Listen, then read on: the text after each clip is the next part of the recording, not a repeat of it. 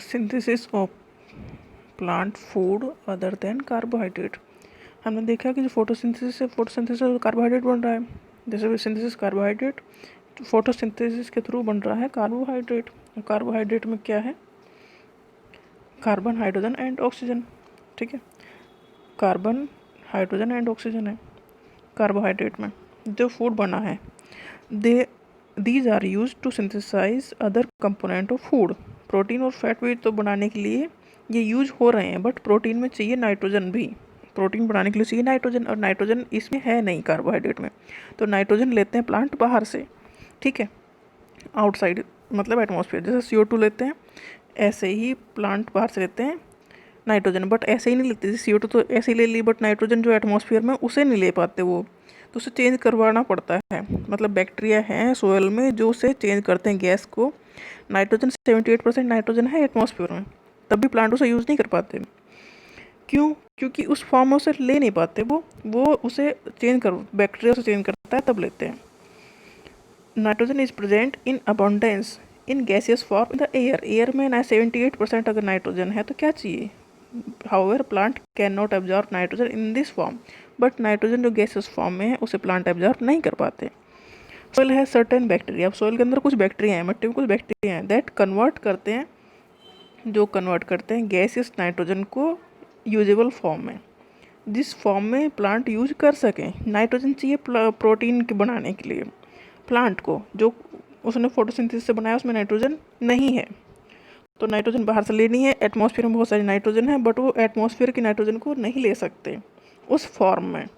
तो जो मिट्टी के अंदर जो बैक्टीरिया हैं वो उस नाइट्रोजन, जो गैसेस नाइट्रोजन है, उसे चेंज करते हैं, ठीक है, सॉल्युबल फॉर्म में, एब्जॉर्ब बाय द प्लांट। फिर वो जो नाइट्रोजन बैक्टीरिया ने बली है, जो बैक्टीरिया मिट्टी के अंदर हैं, उसे प्लांट एब्जॉर्ब करते हैं मिट्टी से, एटमॉस्फेयर से नहीं ले रहे हैं वो, ठीक है।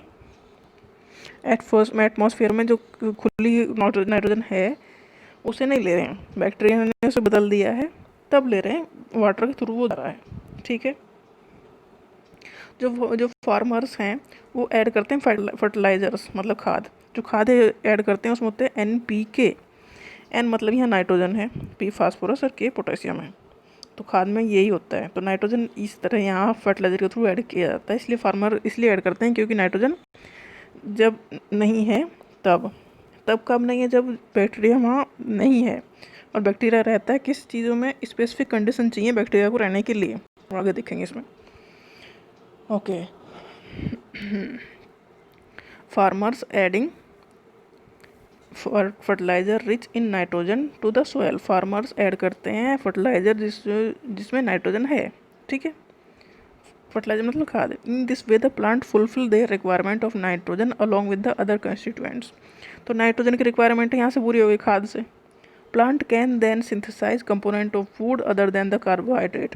कार्बोहाइड्रेट के अलावा भी तो चीज़ बनानी पड़ती है ना, जैसे प्रोटीन और फैट, वो बनाने के लिए नाइट्रोजन आ गई बाहर से, अगर मिट्टी में नहीं है तो। और मिट्टी में कब होगी? तब वहाँ बैक्टीरिया उसे कन्वर्ट करेंगे, तो मतलब बैक्टीरिया होने चाहिए, और बैक्टीरिया के लिए स्पेशल कंडीशन है, वो आगे देखेंगे। Okay, other mode of nutrition in plant, वो कौन से हैं? देर आर सम प्लांट, कुछ प्लांट ऐसे हैं जो ग्रीन नहीं है, जिसमें मतलब क्लोरोफिल नहीं है, तो वो अपना फूड कैसे बनाएंगे भाई? इसका मतलब वो जिसमें क्लोरोफिल नहीं है वो अपना फूड नहीं बना सकते। How do they survive? फिर जब फूड नहीं बना सकते तो वे सर्वाइव कैसे करेंगे? मतलब उन्हें भी फूड चाहिए। तो जो ये न्यूट्रिशन का टाइप है इसे कहते हैं हेटरोट्रॉपिक मोड ऑफ न्यूट्रिशन, मतलब उन्हें भी दूसरे से फूड लेते हैं। इसका एग्जाम्पल है कस्क्यूटा, मतलब अमरबेल। अमरबेल पेड़ों के ऊपर होती है ना, पीले रंग की एक बेल सा, एक गुच्छा सा, और इसमें आगे आया देख लेना, तो वो है हेटरोट्रॉपिक न्यूट्रिशन, मतलब जो फूड खुद नहीं बना पाते क्योंकि क्लोरोफिल उसमें नहीं है, ठीक है। आगे देखते हैं उसे।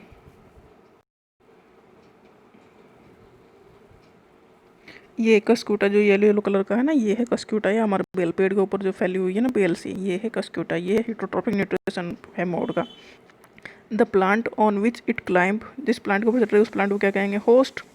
वो प्लांट होस्ट हो गया, मतलब उससे जो रख रहा है वो होस्ट हो गया। और जो ये अमर बेल है वो ये है पैरासाइट, ठीक है। ओके,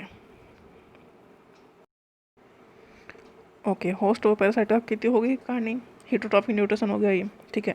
अब एक खास चीज़ हो रहा है, कुछ प्लांट ऐसे भी हैं जो मतलब एक घड़ा टाइप बना लेते हैं पिक्चर, और उसके ऊपर एक ढक्कन वाला जैसे लीफ में कन्वर्ट हो रहा है ना ये, तो ये इंसेक्ट को इसमें इंसेक्ट इसके ऊपर आके बैठता है तो ढक्कन बंद हो जाता है और इंसेक्ट को ये चबा जाते हैं, मतलब ख़त्म कर देते हैं। और उस इंसेक्ट में होता है नाइट्रोजन, तो ऐसे भी काम करते हैं नाइट्रोजन लेने के लिए ये प्लांट, ठीक है। इसका भी है कुछ some plant that can eat animals, ये एनिमल्स को खाने वाला प्लांट है। Digest them it is not a such plant है।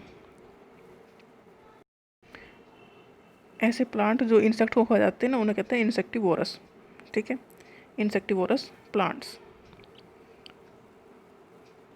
क्यों खाते हैं इसे, क्योंकि ये इनकी जो नाइट्रोजन की जो डिफिशियंसी है उसे पूरा करने के लिए इंसेक्ट को खाते हैं, क्योंकि इंसेक्ट में होता है नाइट्रोजन। नेक्स्ट है सेप्रोट्रॉप्स।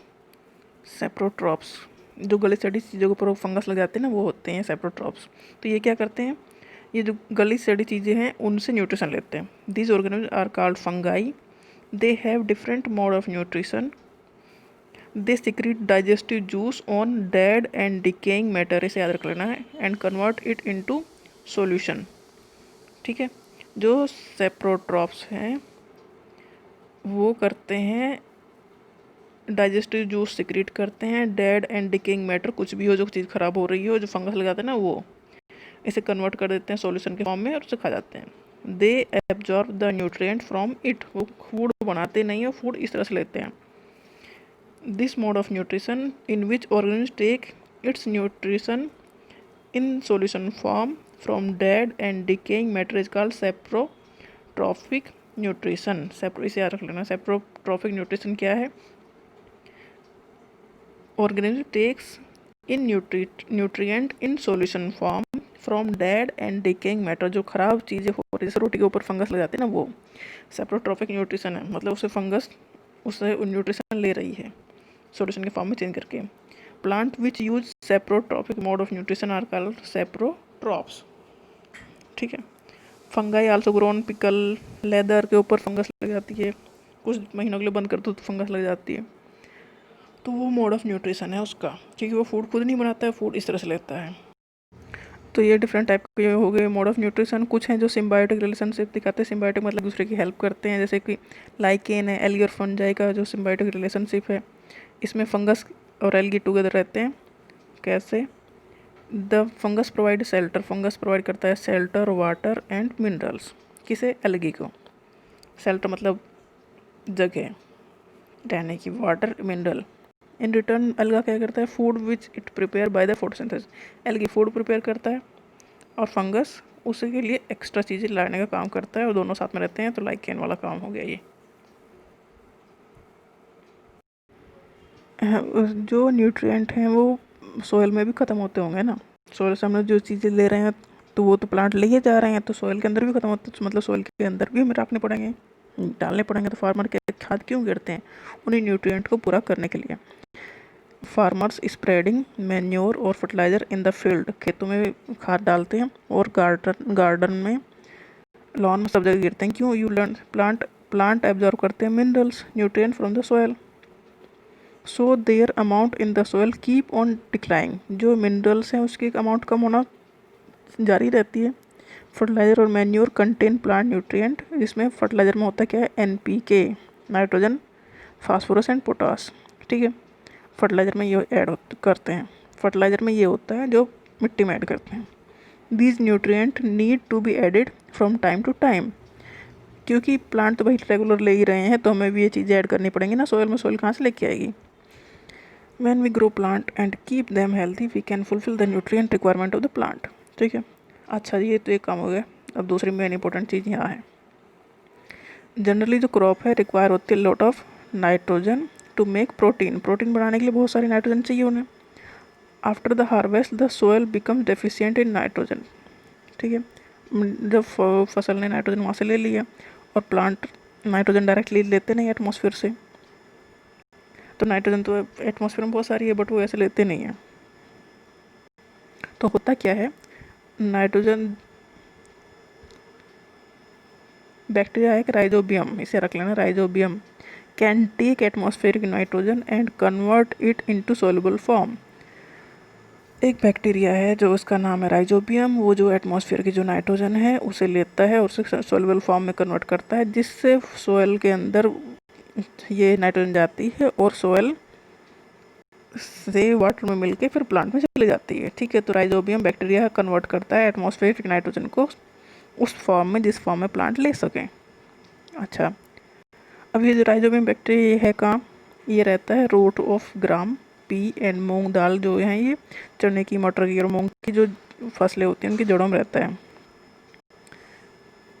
तो इसलिए दाल बोई जाती है। जब दाल बो देते हैं तो फिर खाद गिरने की जरूरत ज़्यादा नहीं पड़ती है।